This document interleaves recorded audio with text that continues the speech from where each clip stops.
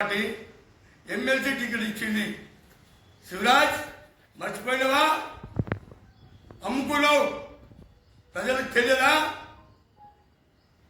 నువ్వు దగ్గర కామెంట్ చేస్తావు, నువ్వు దగ్గర నుంచి. అదే రోజు నీ ఇంటి మీదకి కార్యకర్తలు వస్తా అంటే నేను అడ్డుకున్నా, గుర్తుపెట్టుకో. ఏం నీకు ఎట్లా అవుతుంది దగ్గర అంటే? ఏం మర్యాద లేదా? ఓ ప్రతి పార్టీ తిరిగినావు నువ్వు అన్నదూడ సంగతో. కవిత దగ్గర తిరిగినగా కారు లేదు, నేను ఇచ్చినని చెప్పినావు. కవితకు విలేకరు గుర్తుంచుకోవాలి. ఇది ఎందుకంటే పెద్ద లీడర్ శివరాజ్ పాటిల్.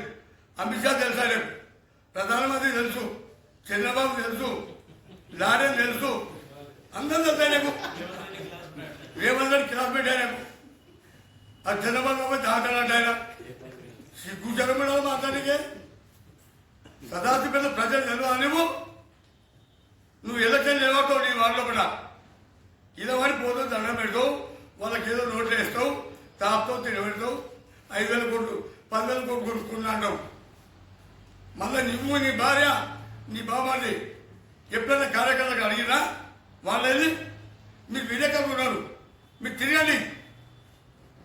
ఎప్పుడైనా వాళ్ళ భార్య కానీ ఆయన కానీ వాళ్ళ బామర్ది కానీ వాళ్ళు తిరిగిన అడగాలి. అన్ని పార్టీలు పోయింది. ఇంకా ఇంకో పార్టీ పో. రేపు ప్రభాకర్తో కొట్లాడుతున్నావు, నాకే టికెట్ వస్తారని. నీకోసం మాకేమే, ఆయన కోసం మాకు. మా పార్టీ మాకు. మేము ప్రజల్ని కాపాడనికే మభ్య పెట్టడం మా నుంచి కాదు.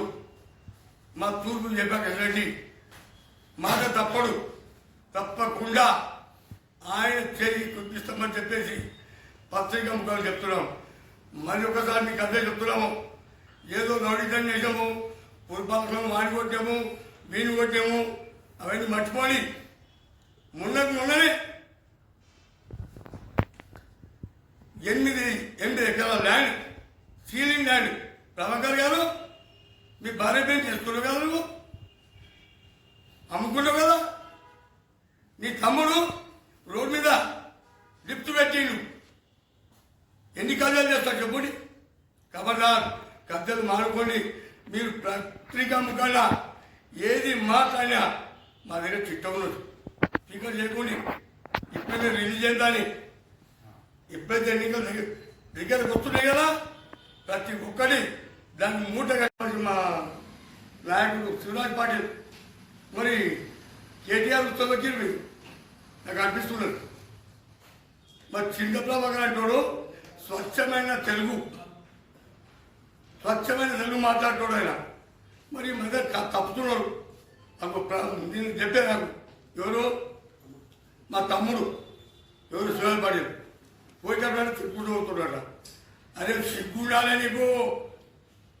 ఆడ 2 మహిళలు వేసారు అన్నా, నువ్వు మా పక్కా సర్టి పెట్టినావు, నా మొగడు సంతోషంగా ఉంటే మేము సంతోషపడ్డాము. కానీ ఆ ప్రభాకర్ వచ్చిండు, చంద్రప్రభాకర్ వాడు వచ్చి మేము రద్దు చేసే వరకు నా మొగడు చచ్చిపోయాడు, వాడు చేయబడిపోయింది. ప్రజలు చెప్తున్నారు మేము కన్నా. ఆయన మళ్ళీ మా సార్ చెప్పిండు, అమ్మ నీకు తెల్ల పెడతా, నీకు కానుకుంటా సాపేయకమే, ఆయనకు మంచిగా కోరుకుంటాం మనము, నేను మీకు ఇప్పిస్తా చెప్పి ఇంతనేమా